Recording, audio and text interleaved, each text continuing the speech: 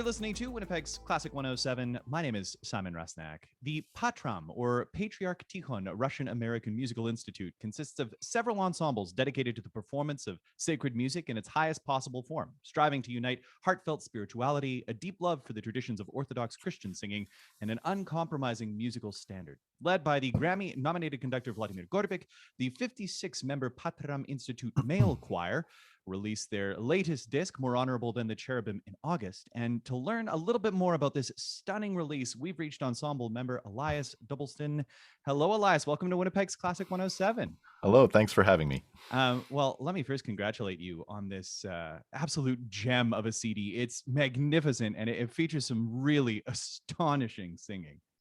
Thank you very much. Yeah, we had a great time recording it. I mean, the fun thing, especially about music like this, is the diversity of repertoire. Being able to sing in a group of this size with this caliber of singers, and the fact that these singers are from all over the world.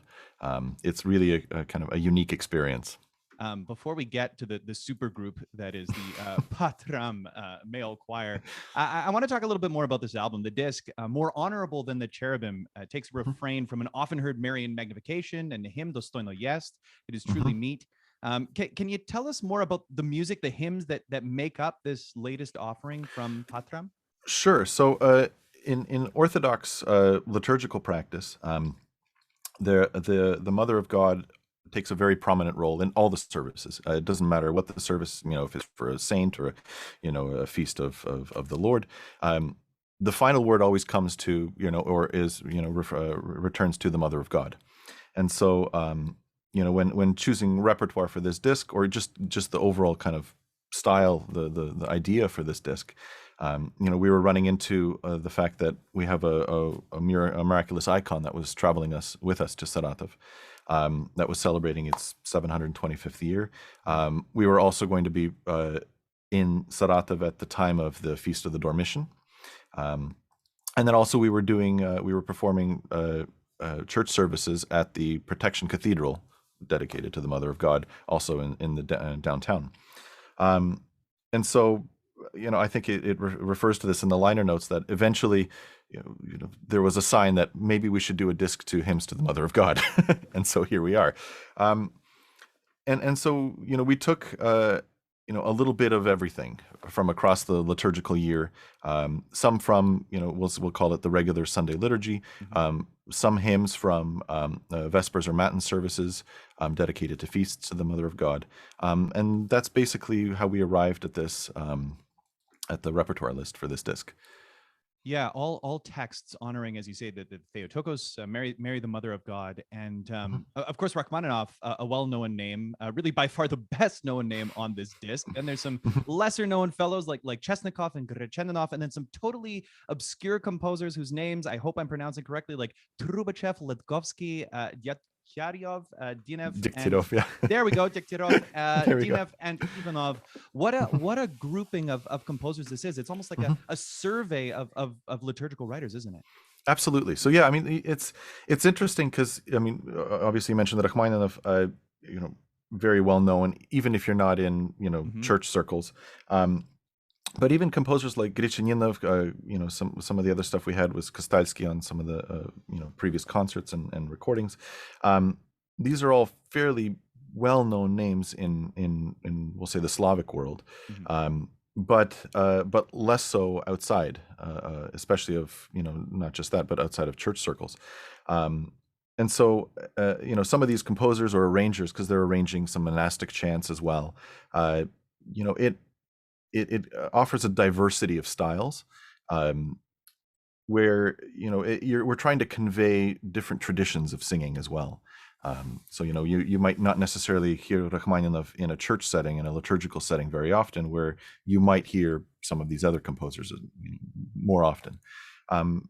Sometimes the chants are a little bit simpler, or the arrangements are a little bit simpler, but it's the beauty or the text that kind of carries through in some of these works. So. Well, that's exactly what I wanted to talk a little bit more about is, these liturgical and sacred pieces performed by unaccompanied choir, which holds a very significant role in the Eastern Church. Can you expand more on how singing functions as a part of worship service for those who aren't familiar? I mean, you just touched on it. The Mhm. singing is almost second to the text, right? It's to enhance the affect or the mood of the text that it's conveying, right? Yeah, absolutely. And I mean, obviously there are, disagreeing opinions on the role of the choir and the text in a church service. And that's why you have composers, for example, like Degtyaryov, who perhaps does a little bit more layering with text Mhm. than, some of the more simple arrangements.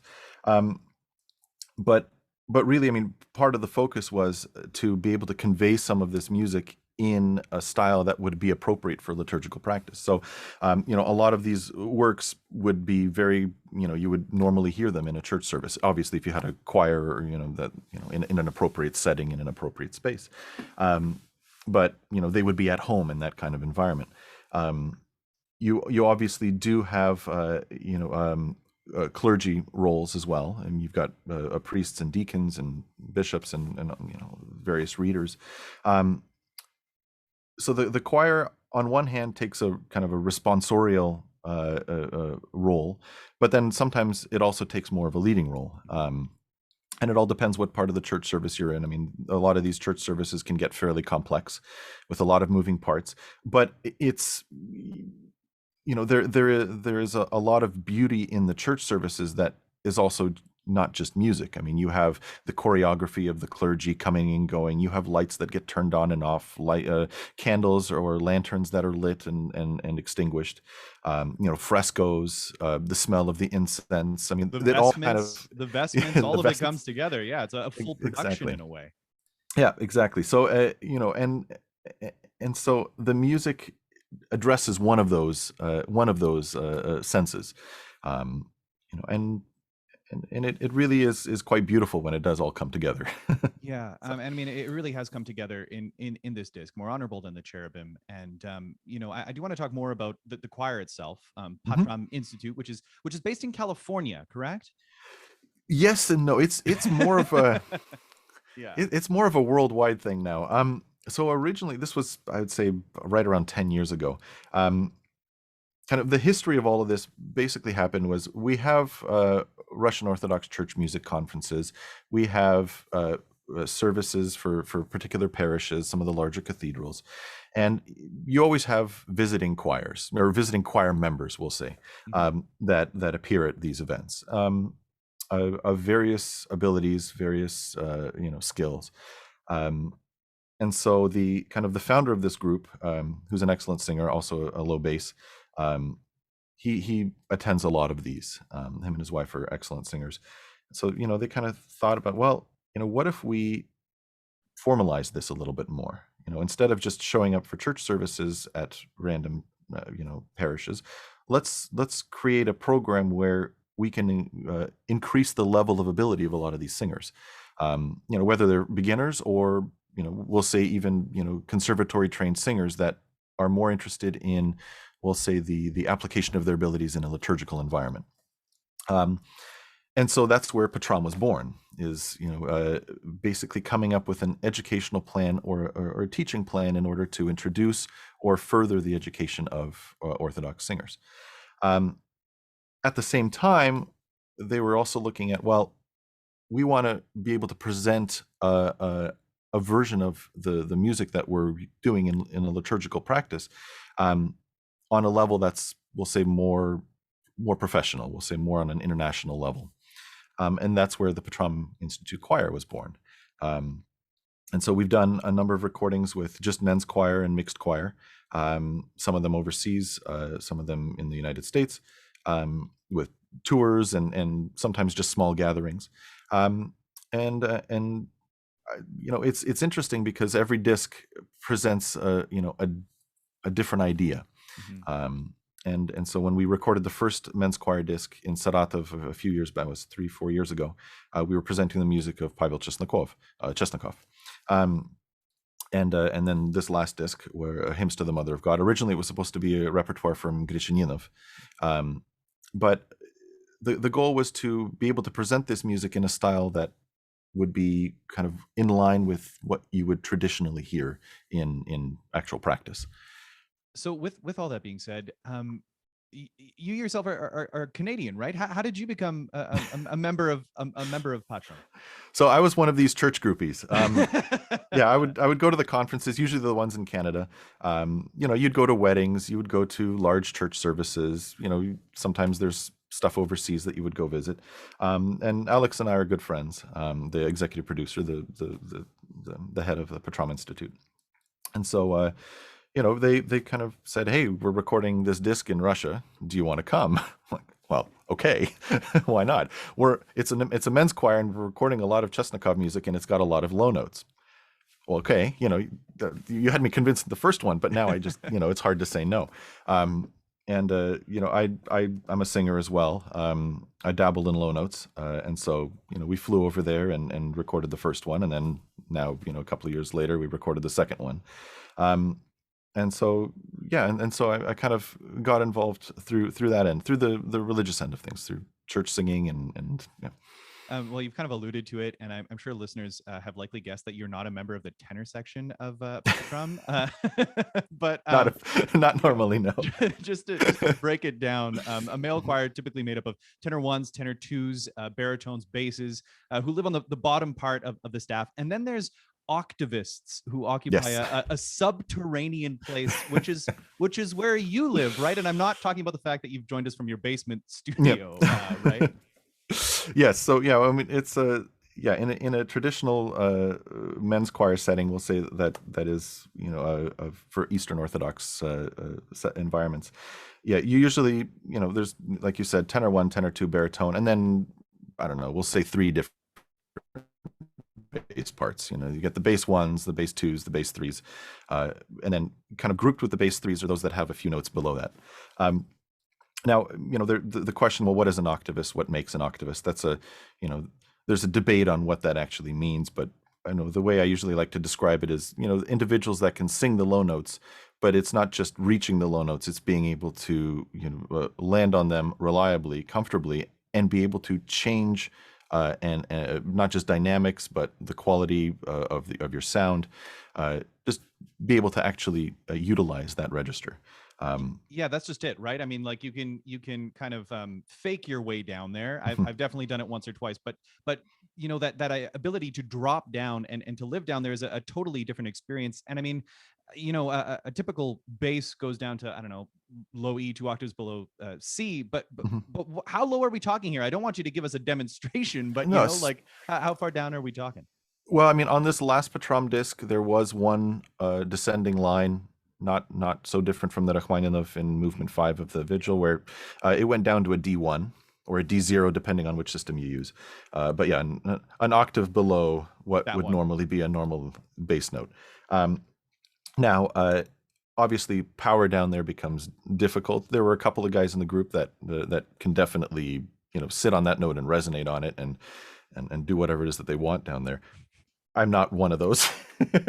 I think maybe on one or two takes I ended up down there, but I don't count myself as one that can land on that note.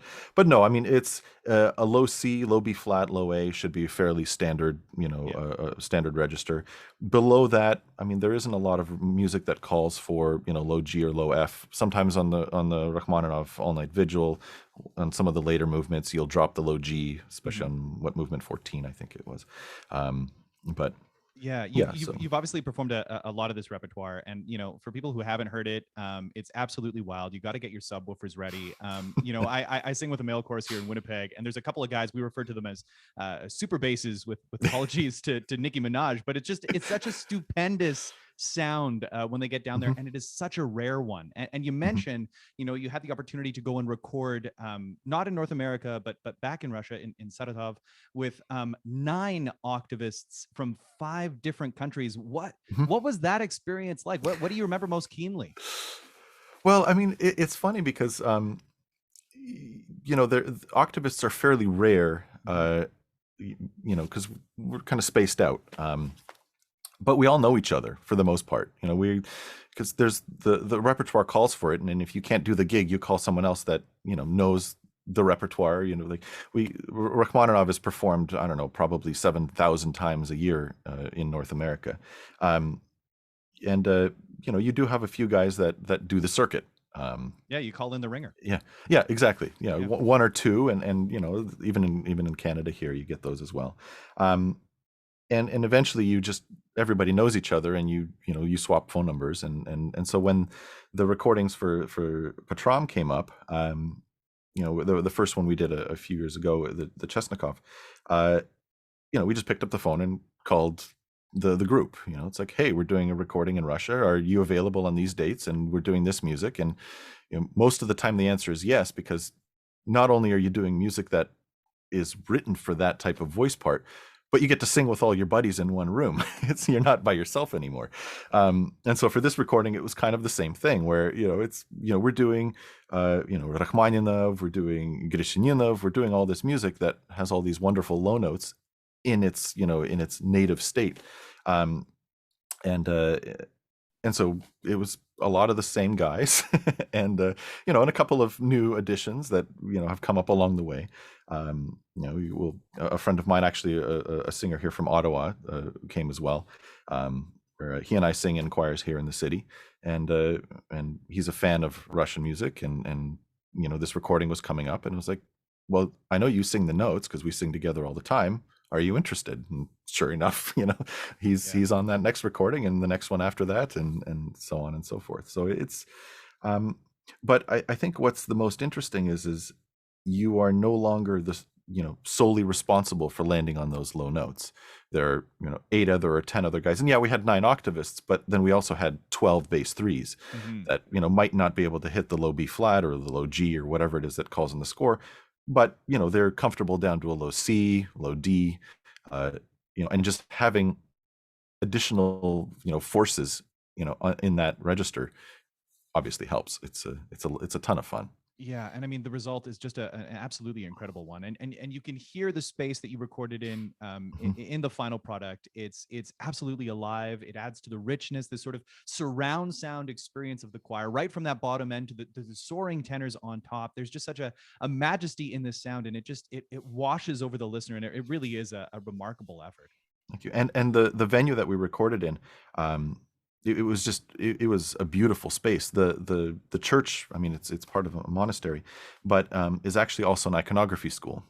And so you go in there, and the frescoes are not complete, but they're mostly complete. And so you walk into the space, and there's gold leaf on certain parts and not on certain other parts. And you look at the ceiling, and it's basically all frescoed, and the walls are frescoed, and they really pulled out all the stops. They actually built additional walls in order to block out street noise, and Wow. built a control room for the engineer and producer. And I mean, they were really accommodating.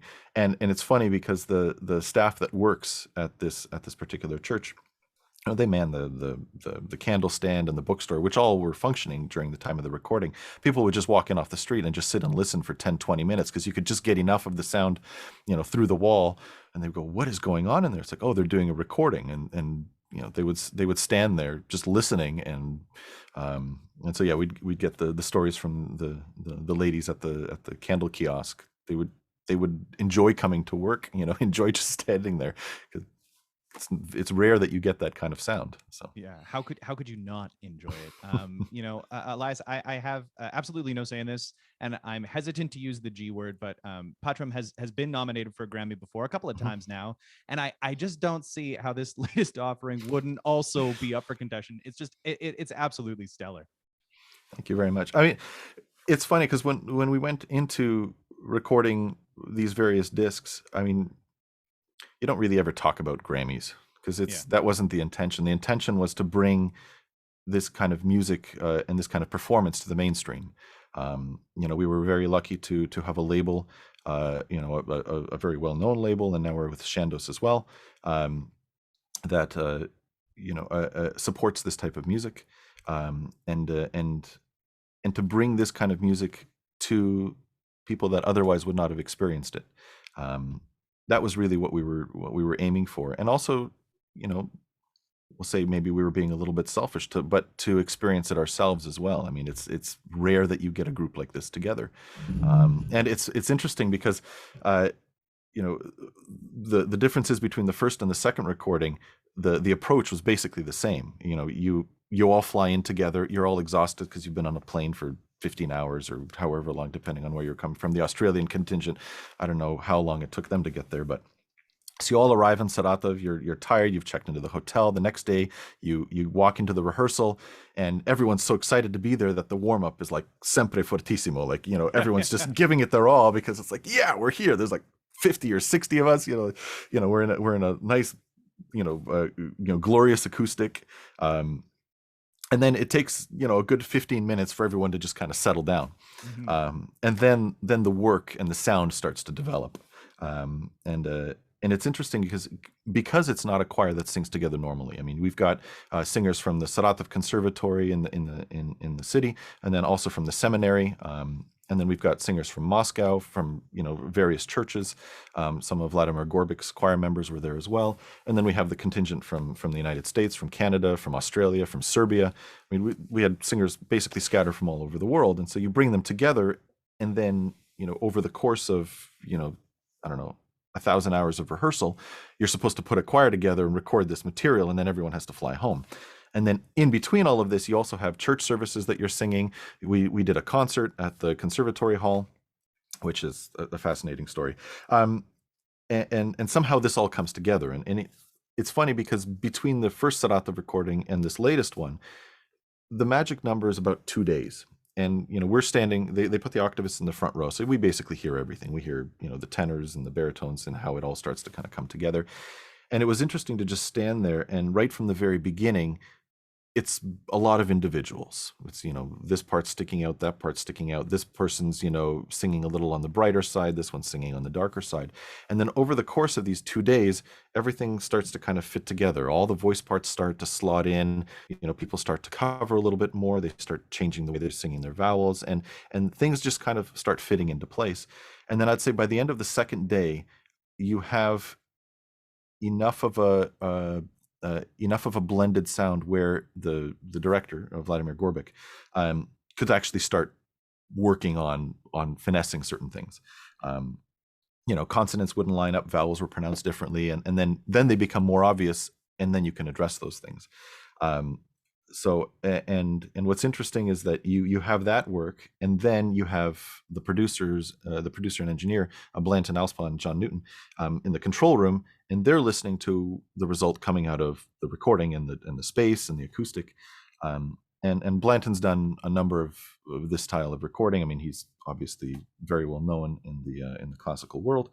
And so he knows what the end result is supposed to be, and then he'll come back on the talkback and say, okay, well, this still isn't working. You need to fix this, and this sound is too loud or too soft or too bright or too dull or something. And that kind of collegial approach to this making this record is always very fascinating to experience, because you take something that is, we'll say, a little bit chaotic, and then at the end of it you get what we hope is a wonderful product. And a wonderful product it most certainly is. Elias, thanks so much for taking the time to chat with me at Classic 107 today. Absolutely. Thank you very much. All right.